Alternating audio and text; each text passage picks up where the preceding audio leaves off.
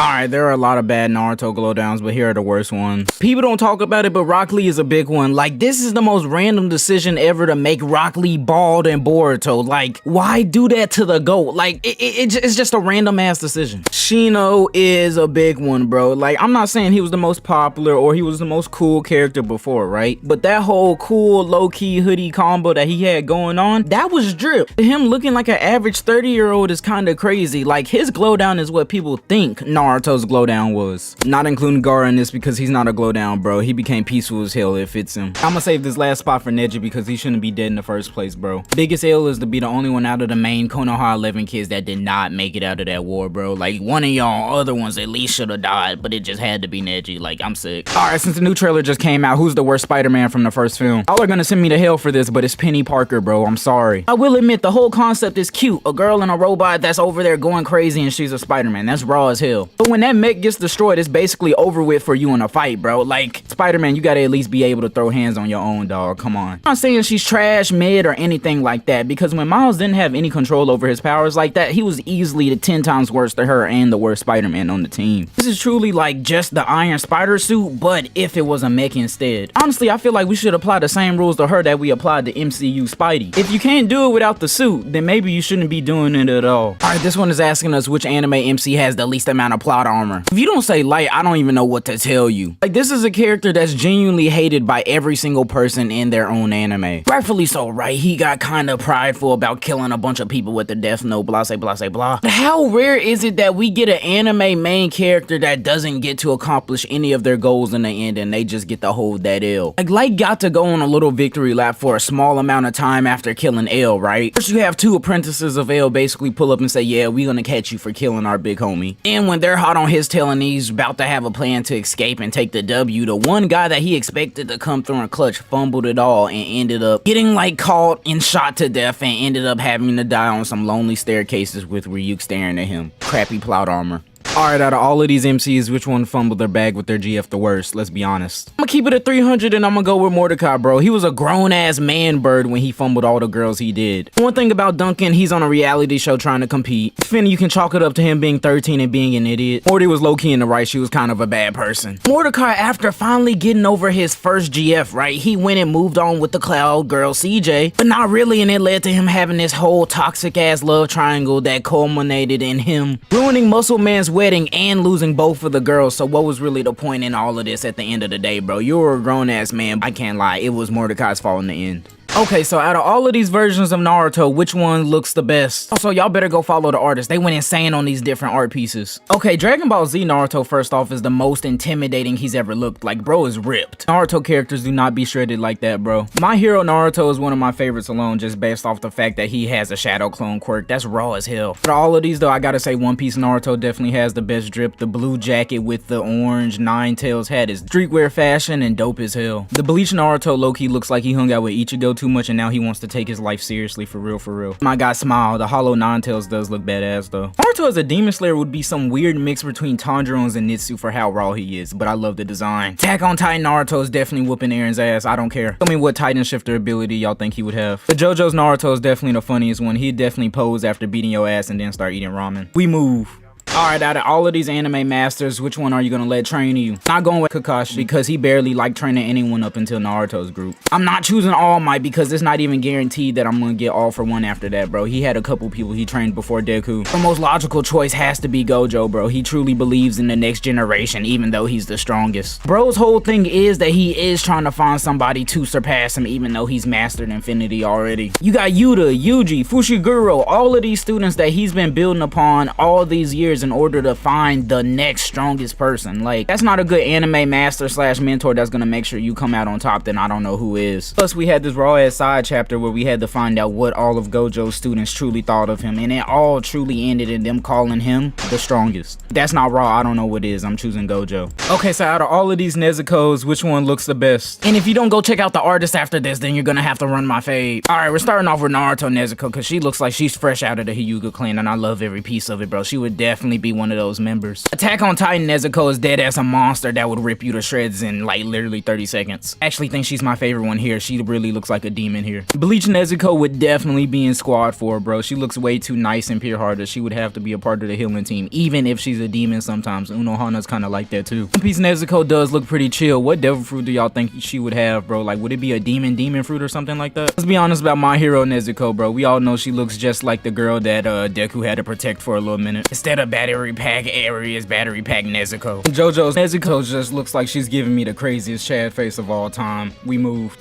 Hey yo, this person drew Denji in 6 different ways, so which one of them looked the best? Shout out to the artist because the art looks dope as hell. Please go check them out. The rawest one off rip, you can't even lie, is Naruto Denji, bro. Like, he just looks like he's on time, and the missing eye patch plus with the little ninja tools floating around him. Most intimidating ones for me are definitely the Bleach one because he looks like he has all those teeth around him. Is hella creepy. The Attack on Titan one looks terrifying, but that chainsaw looks weak as hell. I can't lie. I love the Dragon Ball Z one though because he genuinely looks like he's like a Xenoverse character. Like, I just imagine him with all the Android 16 and Majin moves in that game. The One Piece Denji definitely looks like he's a side villain. He doesn't look that intimidating, definitely in like pre-time skip from One Piece. Is it just me or the Mob Psycho Denji somehow looks like he's 30, bro? Like, he just looks like the oldest version of Denji here, but I do like his design. Favorite has to be the My Hero one though. He looks chill as hell. I'd definitely spark up with him. We move. Alright, so if you could take any Ben 10 alien from Alien Force and include in their ultimate forms, which one would it be? If you don't go with Big Chill, then you're not chill enough to link with me. Okay, first of all, right, even without an ultimate form, Big Chill is still one of Ben's most overpowered aliens. He can go intangible and he can freeze you. This is scary ass ghost design for me, right? Because by the time he pulls up on you, you're frozen in fear and death. It's just a hoodie for me, bro. It's just a whole low-key homie type of fit. That's not it, right? Because when he gets his ultimate form, he gets this all red fit that's drippy as hell, and he's able to produce flames that are burning you and freezing you at the same exact time. That concept makes no sense. And he can suck the heat out of objects, and he can breathe in space. Just look at him. That moth face can be a little bit too much sometimes. Big Chill is one of the most terrifying, coldest aliens I've ever seen. Last minute clutch situation, Kang, Doctor Doom, Galactus, Thanos, they all want you dead. Who out of all of the Avengers do you expect to get you out of there alive? The GOAT known as Spider-Man, aka Peter Parker, is my only answer. Time and time in Marvel media, Spider-Man has proven over and over again that no matter what the situation is, even if he has to die, some way, somehow, he will make sure that you make it out of there alive. While Spider-Man has great powers, I really think his true power is that will and determination that he has to get a goal done regardless of what's going on. It was only sold out 2 times with Gwen Stacy and Uncle Benny. He said, alright, yeah, that's never happening again. Even though on paper you could look at his powers and be like, okay, he has some cool powers, but it's not really nothing extraordinary. Bro takes it to the very end and makes being a spider hero one of the rawest things of all time, and I definitely trust him to clutch up and save my life if it all came to the very end. Alright, out of all of these top 4 anime MCs, which one is the least iconic? Bro, I feel like with this one, y'all kind of set up Luffy, bro. Y'all already know it's him. You know Ash, you know Naruto, and you definitely know Goku. It's just one of those things when you look at it from a national sort of perspective, the one that is least recognized by a whole bunch of people is unfortunately Luffy from One Piece. Like, I will admit, as One Piece continues to go on and it gets closer and closer to the ending, Luffy becomes more and more iconic each and every day,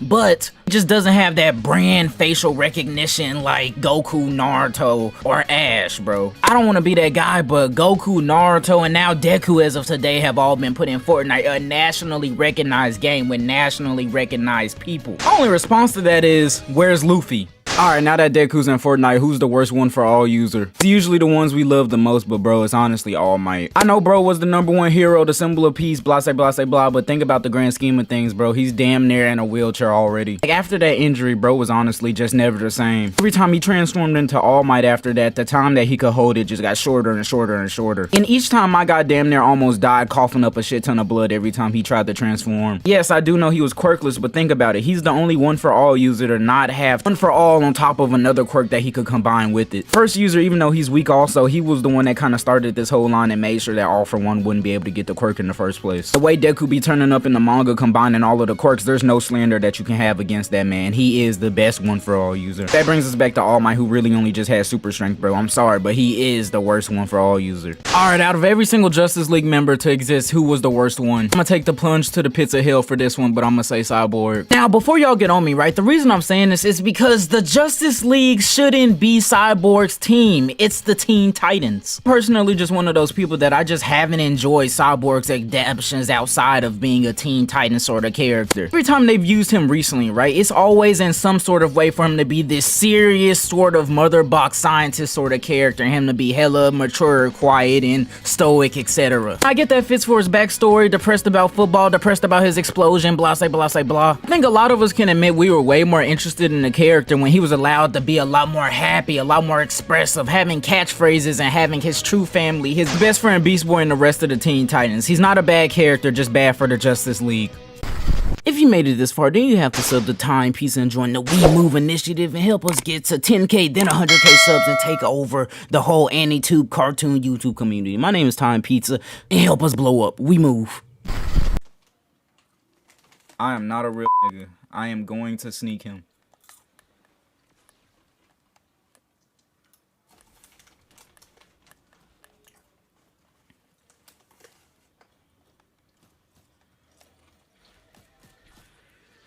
Dude.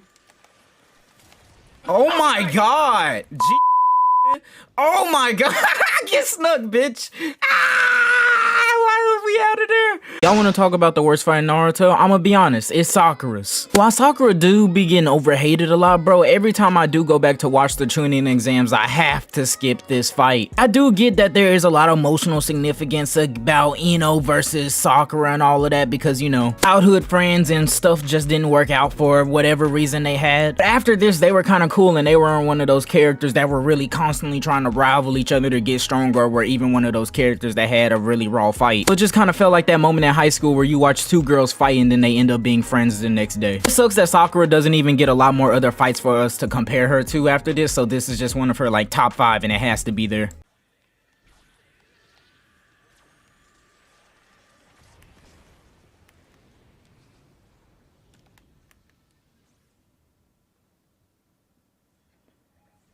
Bet.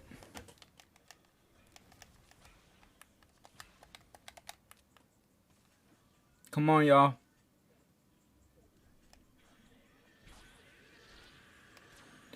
Take them gone! Oh, that's the team! That's the team! That's us! We're so golden! Yes! Nah, I'm gonna remember this. I'm gonna remember this. We're gonna switch up the strategy and we're gonna run it back. We're gonna run it back harder.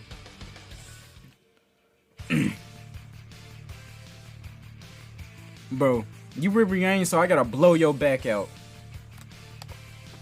Real shit, man. I'm finna blow you. Alright, everybody in the first video is telling me water isn't the worst element. If it's not, then what is? Sorry, but after some long thinking, it has to be the firebenders. When you sit down and think about it, right, that's the one element that you would think is the most powerful because, yeah, they were damn near finna take over the world and all of that, but they had to sneak every other nation in order to do so. They caught everybody by surprise. Like, think about it. Earth stomps out fire, water stomps out fire, air is damn near a stalemate with fire. So in the head-on battle with even numbers, them Fire Nation boys getting smoked every single time. In that final battle, they had a whole ass comet that was boosting their powers and they still couldn't overcome that dub. Now imagine if the Air Nation was ready. Gyaru was putting up bodies before he went out. Fire is the weakest element in Avatar. So if you had to guess, what are all the weirdest / worst ways to get powers? Go. Alright, a high one on the list is already Deku from My Hero Academia. I can't imagine some grown man being like, hey bro, if you eat my hair, you gonna become as strong as me and I'm gonna do it. Like, that just don't sound like my type of wave. But our GOAT Sasuke Uchiha ain't too far behind because after he got caught lacking by Orochimaru, he was given the wildest looking hickey in fiction. Ever since then, bro's been on straight emo energy and hasn't been the same since. This one's gonna end on a sad note, but imagine being Steven Universe, bro. He got his powers because his mom had to birth him, and he didn't only get powers too.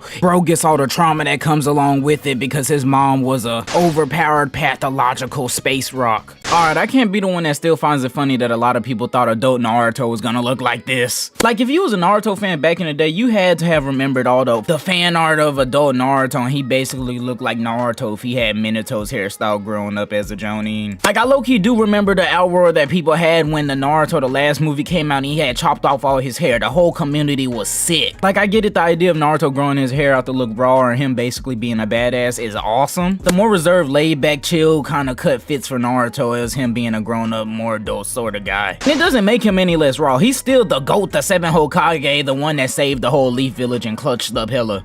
Alright, so tomorrow we're getting a Spider-Man Across the Spider-Verse trailer, but here's what we basically know so far. The movie's gonna be crazy. So the villain of the movie, right, is gonna be this guy called Spot. He's basically this scientist villain that's made entirely of portals. So every time you hit him or touch him, he's just a portal going in or out. So, you know, basically perfect for the Spider-Verse. You can already see in this screenshot Miles trying to throw hands with him, but he ends up accidentally hitting Gwen instead. And also, we getting a look at Miles' new suit too. The one from the first movie is already badass, but to see that design get even more developed and him to be like a really full developed Spider-Man at this point is gonna be the best thing about Across the Spider-Verse. And even though we already know that Spider-Man 2099 is a part of the team, tomorrow we're getting a look at a couple more of the Spider people that might be on the team. That's raw as hell.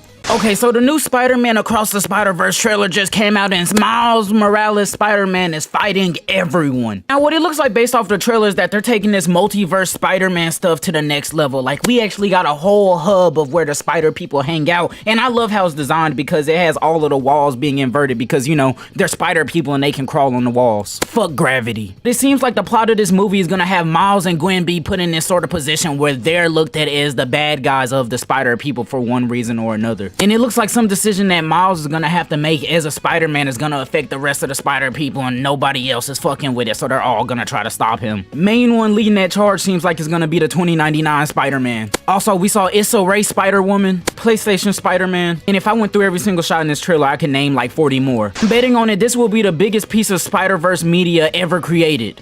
Okay, destroy all the Marvel stuff or destroy all the DC animated shows. Choose one. If you don't say the Marvel films, then you're not a real fan of superheroes for real. The DC animated shows like Justice League Unlimited, Brave and the Bold, and even some of the Young Justice stuff is so insane and has such an epic catalog of real superhero stories. Like, the MCU has movies, but the DC animated universe has cinema. Like, emotional moments such as Wally West dying, the full-fledged out Justice League with some members that you probably haven't even heard of all coming together to fight a huge threat. Okay, I'm sorry, but the in-game battle and Iron Man's death just does not hit as hard, especially when you have the real actors and you know that they might come back in a multiverse movie or something like that for the MCU. The fact that DC has so many of these animated moments and all of these different versions of their characters and it's all in their animated catalog, bro, I'm keeping the DC animated universe all day. Alright, erase Naruto forever or erase One Piece forever, which one do you choose? Alright, I already know y'all about to kill me, but I'm easily going with One Piece. Alright, I know this one is kind of objective, but think about the impact that Naruto has had on the world versus One Piece. You walked around asking people today, they could explain to you better what happened to the Uchiha clan in their massacre better than they could explain to you what a devil fruit does, and that's kind of crazy. That's not even the one thing that Naruto kind of edges them out in either. Unless you're a One Piece fan, it's very hard for you to be the average anime fan and be like, yo, this is Luffy's main attack. Like, with Naruto, you got a Rasengan. With Goku, you got a Kamehameha. Even I can see people knowing more so what a Bankai is than them knowing what Luffy's main thing is. And the games of Naruto has been holding down the anime community for generations. The Storm series is the pinnacle of peak fiction for anime gaming. No other anime game has hit like it since.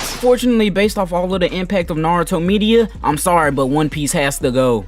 Alright, y'all be sleeping on my boy Deku for how powerful he is, so let me put y'all on real quick. Alright, we start with One For All, which is essentially his stockpiled raw power of like years and years of superhuman strength from all the other One For All users, so their raw strength plus his. You got Float so he can suspend himself mid-air so he can basically fly if he projects himself with One For All. Next is Smoke Screen so he can generate a bunch of smoke to dip out of any area if he needs to, and this isn't the OP stuff, but just wait. Black Whip, which lets him grab, swing, and move, etc. is basically very good for his mobility. Danger Sense is essentially just Spider Sense, I'm keeping it real. Still a OP ass ability. Now you have Fajin, right? So every time he moves, he's storing up stockpiled power on top of the stockpiled power that he already had. Insane levels of strength. His last quirk is called Gear Shift, where he can take and remove your velocity to increase his and move faster to punch you harder, etc. You mean to tell me Deku isn't OP when he essentially becomes a hit time skip assassin that could one-shot you by stockpiling a shit ton of power?